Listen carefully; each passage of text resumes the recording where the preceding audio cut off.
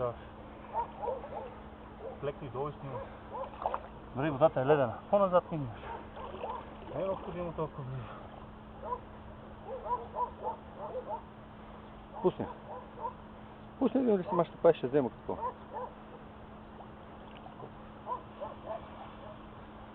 Тя се поизмори от борбата малко. Ела тук не върва.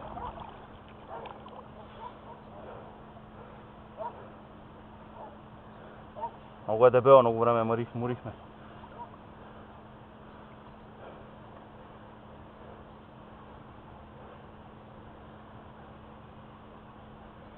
Стой.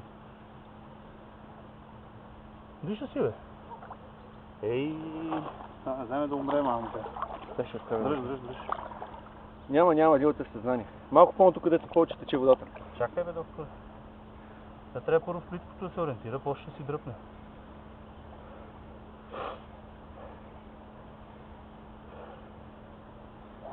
Машкар, дебел, здрав. Съзнание. Малко по малко ще тръгне.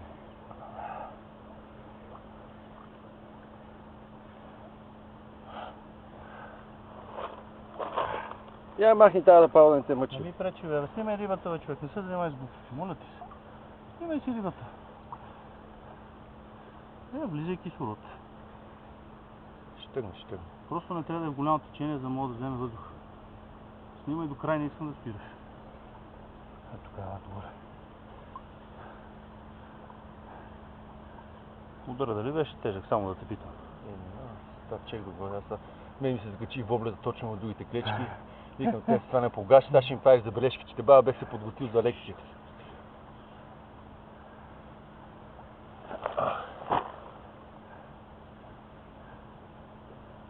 Ще се живим, няма къде да ходи. Но тази риба е над 3 кг и половина, огромна тежка риба. Пълни гърба къси. Ял го има. Много го е научил. Ял. Айде, леко, също виж как ще тръгне. Задръж. Хоп.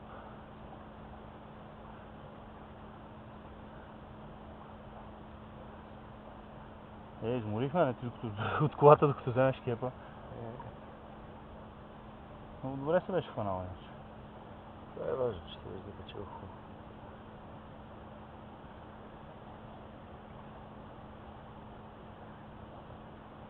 Мангалите пастървали е, бе, бате!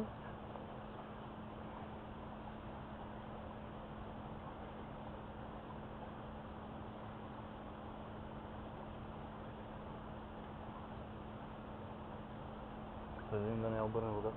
Няма. Дръж. Браво, бе. Дръж. Разгир.